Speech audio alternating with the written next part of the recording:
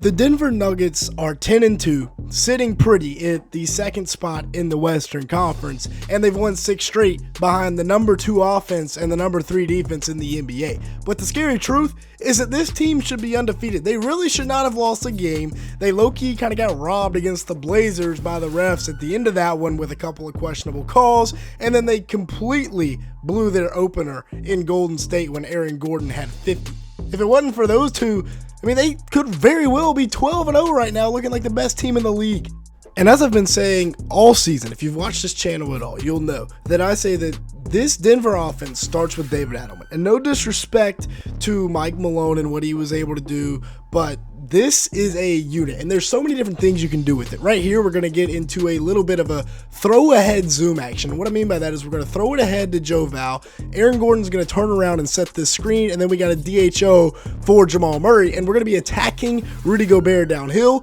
Gobert shows no interest in hedging, so he just pulls up for 3. Then this one gets blown up, but he's still going to be able to work downhill off this Valanciunas screen into the pick and roll, and Aaron Gordon just fights right into the open area. Then right here, we're going to get another throw ahead zoom action, and this is a really good action right here with Bruce Brown this time coming off a fake DHO, and then Jamal Murray is coming right into this zoom screen at the top of the key, and they got 2 shooters in the corner, so it's going to work out perfectly. Little 3-man game. Bruce is going to pop, Joe Val's going to roll, and Jamal Murray is just going to make a good play and finish at the rim. Then this is a really nice set, and we used to run this set in high school, but we got Bruce Brown flare into the corner as this zoom action is taking place. So once again, we're going to be attacking Rudy Gobert downhill. First screen from Aaron Gordon, second screen from Valanciunas. Valanciunas rolls, Aaron Gordon flares, and then we get a flare screen in the opposite corner as well to attract those defenders. And Jamal Murray is just playing quarterback at this point. He had Valanciunas if he wanted him. He had the throw behind if he wanted him. He had the pull up. He really had every single option right there. That the Wolves defended that horrifically. And then right here, once again, we've got the same sort of action, but this time Aaron Gordon is going to slip it right to the rim. So a little screen here, and then slip right to the rim, and then Jamal Murray is going to come off the DHO, and we're going to be attacking Julius Randle this time. Randle's a little slow. Jamal gets to the inside hand lay. Then we're going to be hunting out the mismatches, and Jamal Murray, he right now is the lone initiator for this Nuggets team. So with Jaden McDaniels on him, that's not a good matchup. They're going to clear out, get into a little bit of a horns look, but instead Bruce Brown's going to come up and just set a screen, which gets Jamal Murray attacking Rob Dillingham.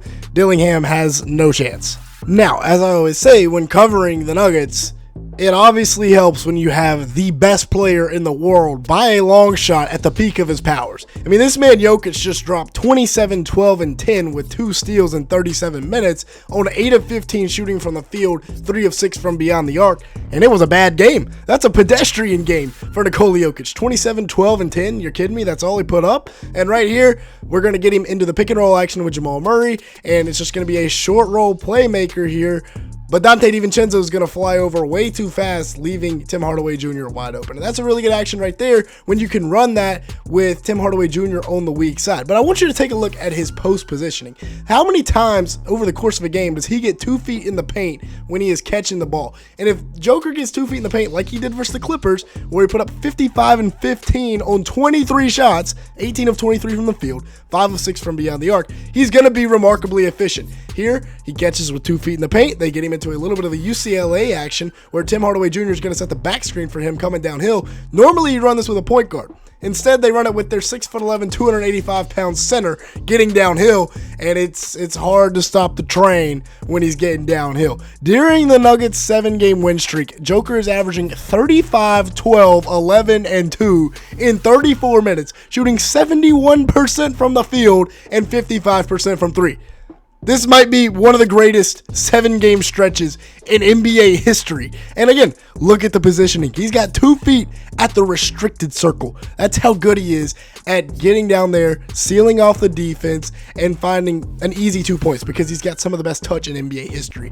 29 points a game, 13 rebounds, 11 assists, 1.6 steals, 67% shooting from the field, 43% from 3. If that's not the MVP, I don't know what is. But there is some competition this year with guys like Luka Doncic and Giannis Antetokounmpo. Now, as for Jamal Murray, he's now, ever since the ACL tear, has just been giving you consistently, like 23 a night with 6 assists and 4 rebounds. Last night it was 23, 12, and 6, 9 of 22 shooting from the field. Couldn't quite get going from 3, so that was a stain on his efficiency. We took a look at his playmaking earlier in the actions that Adelman puts him in, but without Christian Brown, there's not really another slasher when it comes to Jamal and Tim Hardaway Jr. in this backcourt. Now, they can playmake with Jokic, obviously. He's the best playmaker in NBA history, or Aaron Gordon can get downhill, although Aaron Gordon's been used more as a catch-and-shoot guy so far this year. But Jamal he's definitely holding his own. 22 points, 6 assists, 5 rebounds, 1.3 steals in just 33 minutes per game, shooting 46% from the field and 34% from 3. And that field goal or 3-point percentage will rise.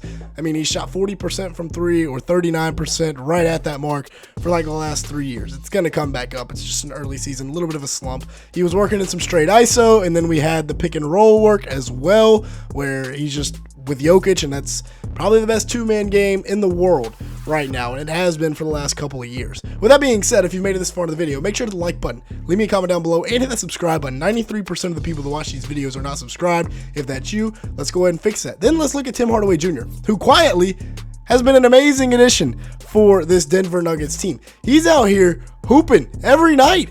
He's taking over for Christian Brown as the starter, taking over for, I guess, Cam Johnson as the main shooter this year, who took over for MPJ, of course, but 23 points, 3 rebounds, 1 assist, and a block in 30 minutes on 8 shots, 5 of 6 from 3. It's a pretty impressive stat line for Tim Hardaway Jr., and once, everybody gets back and he's back off the bench, like come playoff time, assuming everybody's healthy, then look out, because this is a guy that can wreck game plans coming in off the bench. So far, he's averaging 12 points and 2 rebounds in just 24 minutes, while shooting 48% from the field and 49% from 3 on 6 attempts. That's the bonus you get when you come in and play with the best player in the world.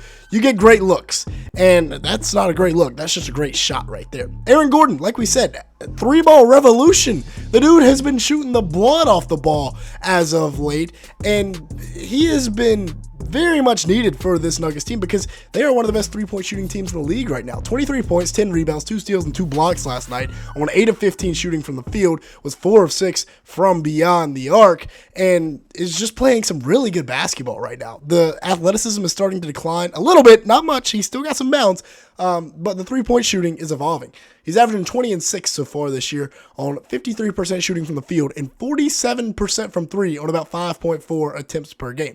Then you've also got Peyton Watson, who has been very good so far this year for the Nuggets. Now, overall, only 6.5 points a game, which isn't the best in the world, but he's gotten some more PT in the last few games, and as a starter is averaging 14 and 5 with 3.5 steals over the last 2 games that he did start, shooting 50% from the field during those games. Now, only 20% from 3, but 2-game sample size, so nothing crazy right there. Now, without Christian Brown, they're definitely going to need him to help keep this fast break offense afloat that was number 1 in the league last year and was vital to them winning a lot of games.